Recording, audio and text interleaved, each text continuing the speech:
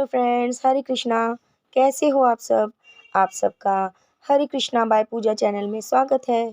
तो आज हम आपको मोक्षदा एकादशी की कथा सुनाने जा रहे हैं। तो चलिए शुरू करते हैं। बोलो बाके बिहारी लाल की जय। मार्गशीर्ष मास के शुक्ल पक्ष की इस एकादशी के व्रत को विशेष रूप से मोक्ष प्रदायक माना गया है। महाभारत के युद्ध में भगवान कृष्ण ने अर्जुन को गीता का उपदेश इस तिथि को ही दिया था। यही कारण है कि मोक्षदा एकादशी को गीता जयंती भी मनाई जाती है। आज भगवान कृष्ण के दामोदर रूप की पूजा की जाती है। इस व्रत का विधान भी उत्पन्ना एकादशी के समान ही है। बोल एकादशी माता की जय। उत्पन्ना एकादशी का संपूर्ण वृतांत सुनने के पश्चात धर्मराज युधिष्ठिर ने भगवान श्री कृष्ण से कहा, हे मधुसूदन, आप तीनों लोकों के स्वामी, सब सुख को देने वाले और जगत के पति हैं। मैं आपको नमस्कार करता हूँ। हे देव, आप सबके हितैषी हैं, इसलिए मेरे इस संशय को दूर कीजिए कि मार्गशीर्ष शुक्ला एकादशी का नाम क्या है, इस दिन कौन से देवता की पूजा की जाती है और उसकी विधि क्या है। भगवान, आप मेरे इन प्रश्नों का विस्तार पूर्वक उत्तर देने की कृपा कीजिए। भगवान श्री कृष्ण ने उत्तर दिया, हे धर्मराज, तुमने बड़ा उत्तम प्रश्न पूछा है। इससे आपका यश संसार में फैलेगा, सो आप ध्यान पूर्वक सुनिए। मार्गशीर्ष शुक्ला एकादशी अनेक पापों को नष्ट करने वाली है। इसका नाम मोक्षदा एकादशी है। इस दिन दामोदर भगवान की धूप दीप नैवेद्य आदि से भक्ति पूर्वक पूजा करनी चाहिए।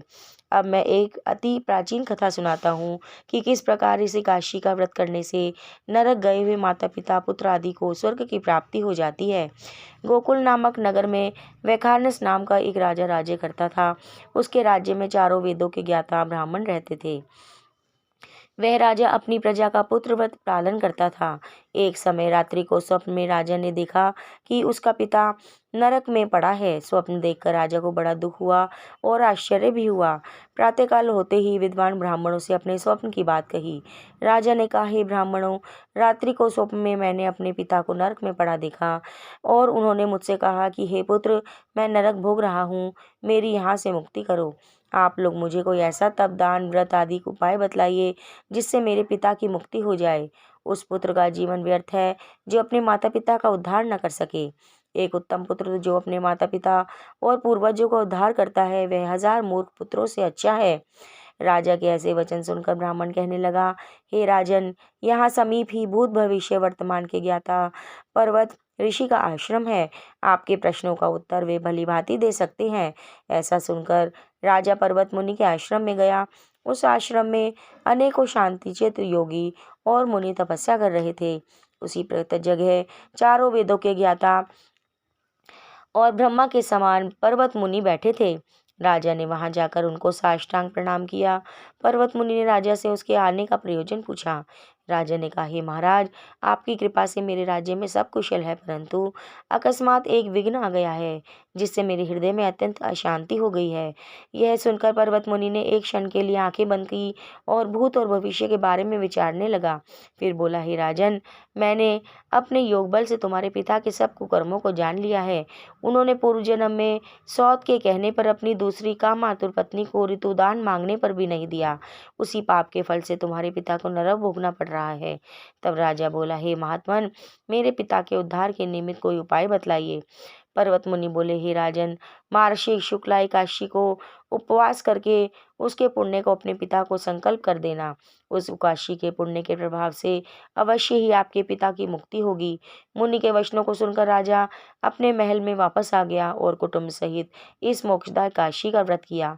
फिर उस उपवास के पुण्य को राजा ने अपने पिता को अर्पण कर दिया। उस पुण्य के प्रभाव से राजा के पिता को नरक से मुक्ति मिल गई और वह स्वर्ग को चले गए। मार्गशीर्ष मास के शुक्ल पक्ष की एक मोक्षदा एकादशी का व्रत करने वाले के समस्त पाप नष्ट हो जाते हैं और अंत में उनको स्वर्ग लोक की प्राप्ति होती है। इस व्रत से बढ़कर मोक्ष देने वाला अन्य कोई व्रत नहीं। इस कथा को पढ़ने और सुनने से वाजपेयी यज्ञ का फल मिलता है। यह व्रत मोक्ष देने वाला तथा चिंतामणि के समान सभी चिंताएं दूर करने वाला है। इतना कहकर भगवान श्री कृष्ण मौन हो गए। बोल बाके बिहारी लाल की जय। बोल मोक्षदा एकादशी माता की जय। दोस्तों, अगर आपको यह वीडियो अच्छा लगा हो तो प्लीज़ लाइक, शेयर और सब्सक्राइब करना ना भूलें। जल्द मिलेंगे नई वीडियो के साथ। हरे कृष्णा।